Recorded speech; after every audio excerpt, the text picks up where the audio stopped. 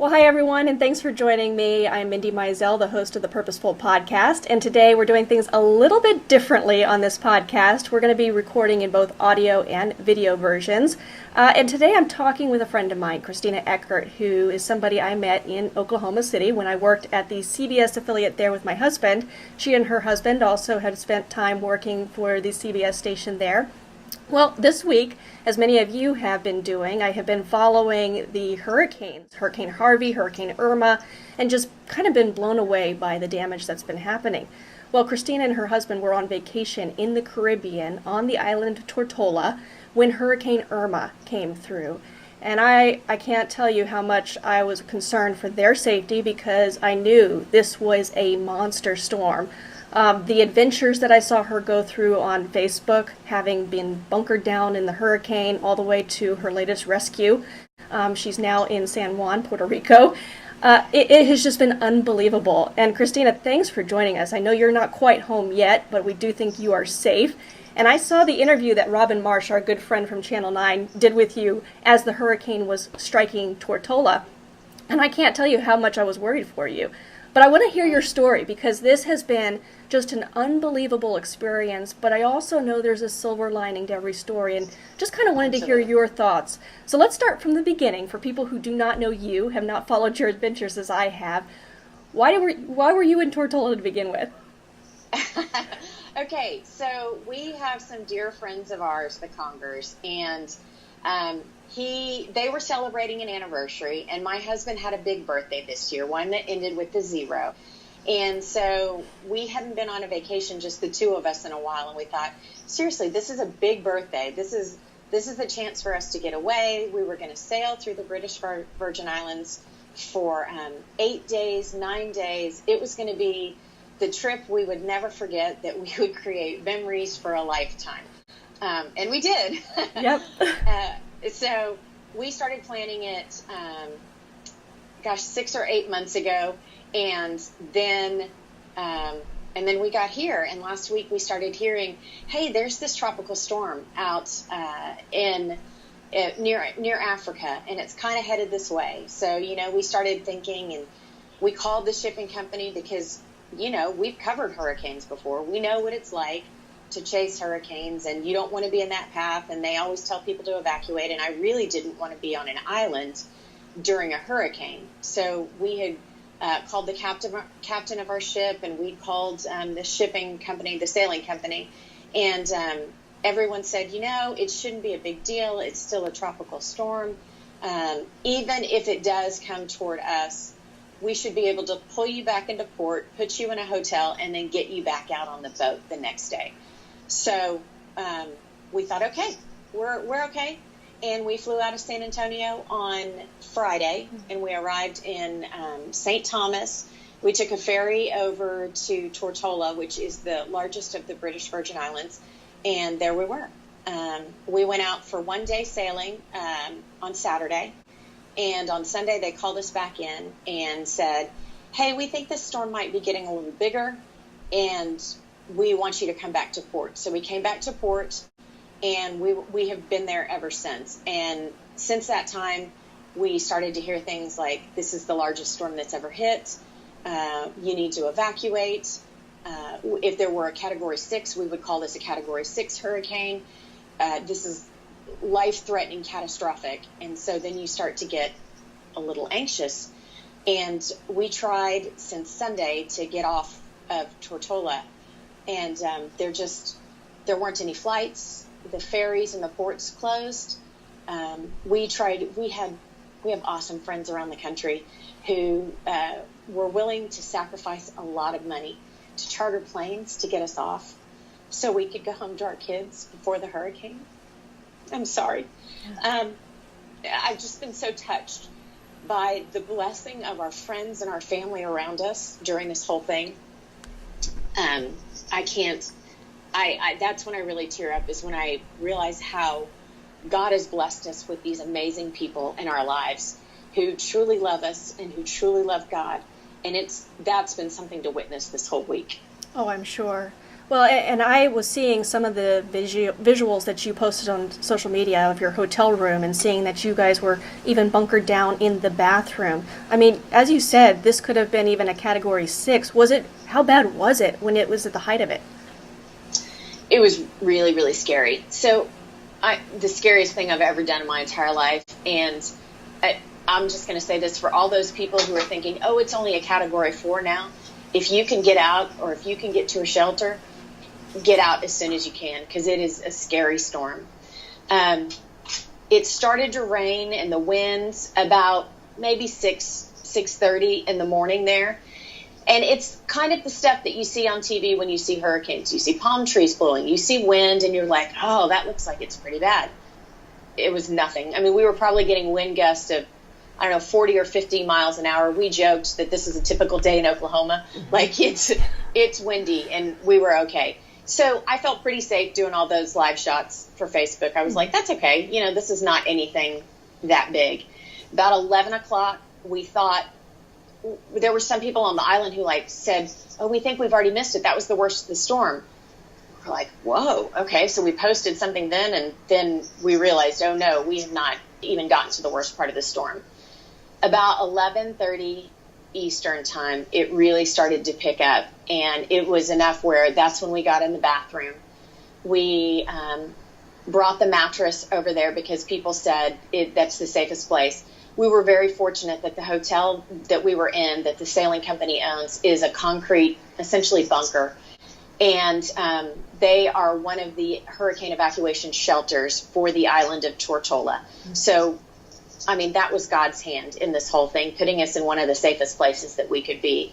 In the bathroom, there were two walls that we knew were really, really sturdy. They were concrete. So we sat in there. When you just can't imagine, it's hard to describe, and I tried to capture it on my phone, the sound that wind makes when it gets above 185 miles an hour. It's more than a train. It's like a howl and standing by an airplane when the jets start to go. It's so loud you can't even fathom.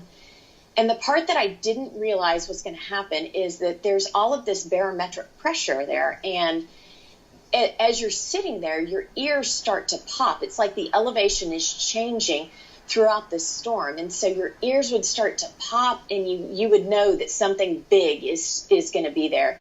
And each time after there was a change in that pressure, there would be a gust of wind. They're saying we had sustained winds between 185 and 200 with gusts above that. And it's like nothing I have ever seen in my life. At one point we were sitting there, and I think we prayed a lot during this time. I read Psalm 91 a lot during this time, and my husband and I held hands throughout this whole thing.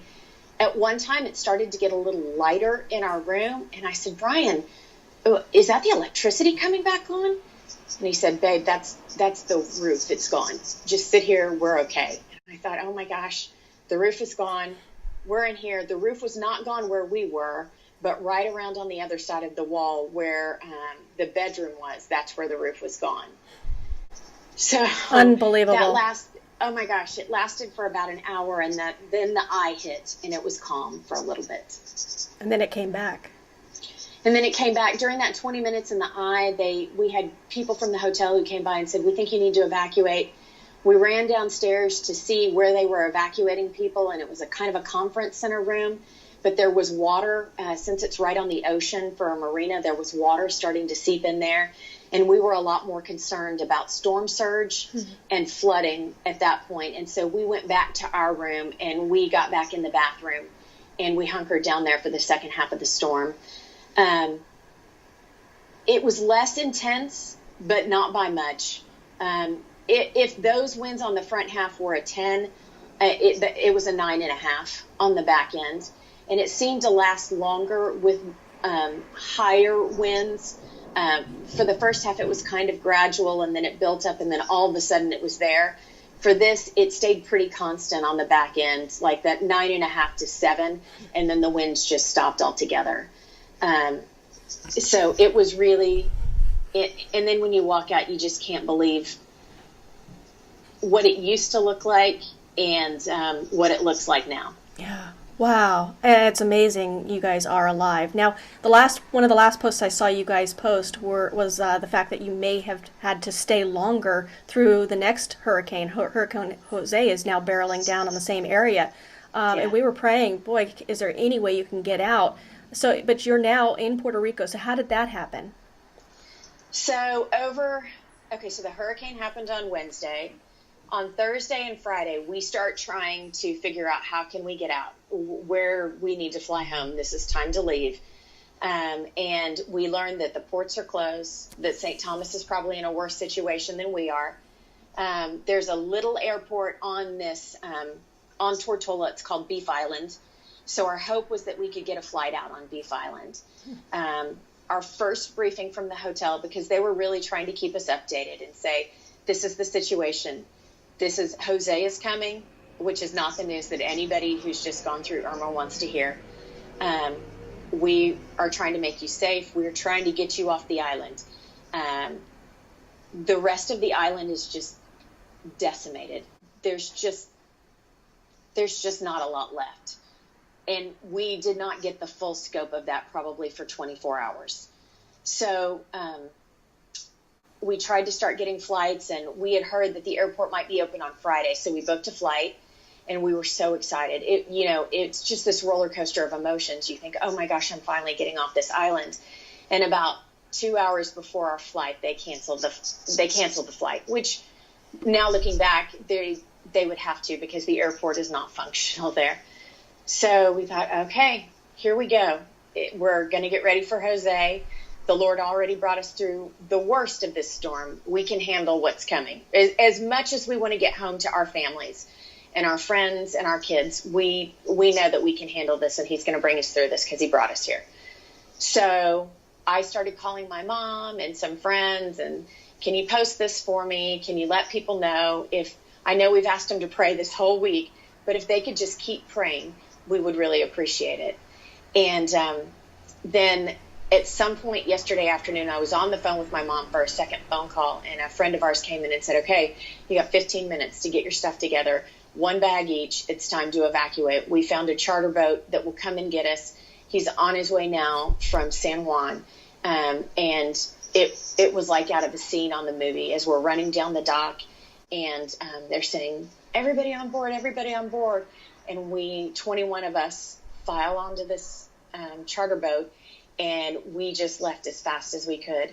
There were other people on the island at the hotel who were offered the chance to go, and I think they were just too scared to go because of everything that they've been through. So there are still people there stranded at the hotel at this point. But they took us 3 hours to get here. They went as fast as they could. They had water for us on the boat when we got there. They explained who they were, that they were former military, wow, that they were doing this out of the kindness of their hearts. This was a humanitarian mission for them. When we got here, we thought we were going to have to apply as refugees because they kept telling us there are no ports. This is what they kept telling us on the island. There are no ports. You can't get through immigration. They had customs agents waiting here for us to get off the boat. We could hand our passports. They asked us our birth date and said, okay, come on in. Welcome back to U.S. soil. They had food waiting for us from a restaurant nearby that they had donated. They had secured hotel rooms for free for some of these folks who couldn't afford for hotel rooms.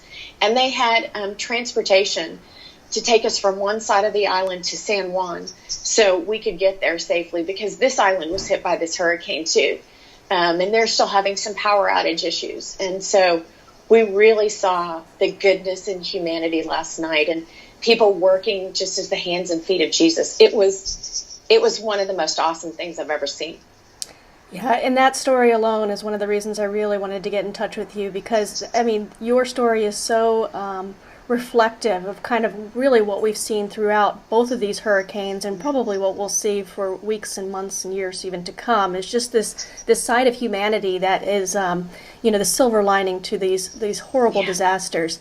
Christina, before we let you go, I do want to talk to you about, what have you learned through this? Because I think, so many times we kind of default to that, why is this happening? Why did God allow this to happen to me? how can we make sense of all of this? What goes through your mind? What have you learned? So before we went through Hurricane Irma, we asked for very specific things for prayer. We asked for the storm to turn. We asked for opportunities to see people who were in need, or who we could, I call them divine appointments, people who God puts in your path and you don't know why, whether it's they need something physically from you or they need something spiritually from you. And then we prayed for peace for our girls. So there's a couple of things that I have learned since then. And the first is that God will absolutely provide for you in every situation. And that doesn't mean that he's going to provide the way you think he's going to provide, because I really wanted the storm to turn and I didn't want to take that full hit. That was not what I thought if he answered my prayers, it would turn off to the north and we wouldn't take a direct hit. But we did take a direct hit. And I see that even in the fact that he didn't answer my prayers the way I wanted him to, he still protected me and provided for me. And he did so many other things. He gave us the concrete hotel. He gave us friends. He has shown us the amazing people and the way that you can really love people just unconditionally without ever having the chance to pay these people back. I had the personal opportunity to talk to several different people about God. And while I can be bold in front of my friends who are other believers, and I can tell you all about my faith and all the amazing things that God has done, sometimes it's a little scary talking to complete strangers about what an awesome God we have. And he opened so many opportunities to talk about that in the days before the storm and in the days after the storm, that has to be part of it. Like, that has to be part of the reason he had me there, was to make me bold and to have me speak these things. And then I look at what my daughters have gone through, and especially for the oldest, it was a pretty stressful situation. And she had teachers and counselors who stopped with her to pray for her in public schools, because they knew that God has this awesome power and that prayer is an amazing thing. And she got to tell people at her FCA meeting, Fellowship of Christian Athletes, just about how God provided for us, and that if they would continue to pray for us, it really was important and it meant something. So that I'm passing that along to my kids, and that they know that there is nothing greater than what God can do for us, and that he loves us so much and is so faithful and keeps his promises over and over again. Wow. Well, and I know some people may look at the experience you've gone through and say, yeah, but you're taking a positive spin to this. You went through a horrible, horrible hurricane, and you don't deserve to have to go through this. Nobody does. And how can you believe in a loving God when you've seen so much disaster and destruction? What would you love for people to know when you've already gone through something just like this? Man, if you can't see God's love and protection in this, I don't know where you can. Like, I have honestly seen such graciousness and goodness in people. I've seen the awesome power. He's the creator of the winds and the rain and the earth, and he can control them. And we're just so fortunate. He loves us so much. I get so emotional about this, but I really have seen so much goodness in people, and that's where you need to look. And every single one of those people who we saw that goodness in was like, man, God loves us. He protected us. And I know that people died in this storm, and you're going to say, well, why would he let them die? I don't know, but he's got a plan for that too. And I pray for peace and comfort for the people who lost homes and lives and loved ones. But I really do. I very strongly have the belief that he will carry everyone through this if they would just believe in him. Yeah. You know, your story has reminded me of a quote from Fred Rogers, Mr. Rogers' Neighborhood, who, when he was a young child, apparently had asked, I believe, his mother, when he saw destruction on the news, like, well, how can this happen? And was just very kind of scared in the moment when he would see horrible moments. And his mom had replied, look for the helpers. Look for the helpers. And I love that story because we can focus on the negative around us, but at the same time, there's so many positive stories. And I'm constantly, encouraged, inspired to kind of look for those helpers. And hearing your story of having people, complete strangers, pull up with their boat and rescue you when it was putting their own lives and everything at risk. It's just unbelievable to hear those stories. And so thank you so much for sharing your ordeal. Wishing you and Brian the best of luck going home to San Antonio. We've been praying for you as well. And any last thoughts on your end? No, we're just so grateful and so thankful. And yeah, we can't wait to get home to see our kids, to hug all the necks of people who continuously prayed for us, who prayed for us for a week straight, like honestly on their knees prayed. Just so thankful.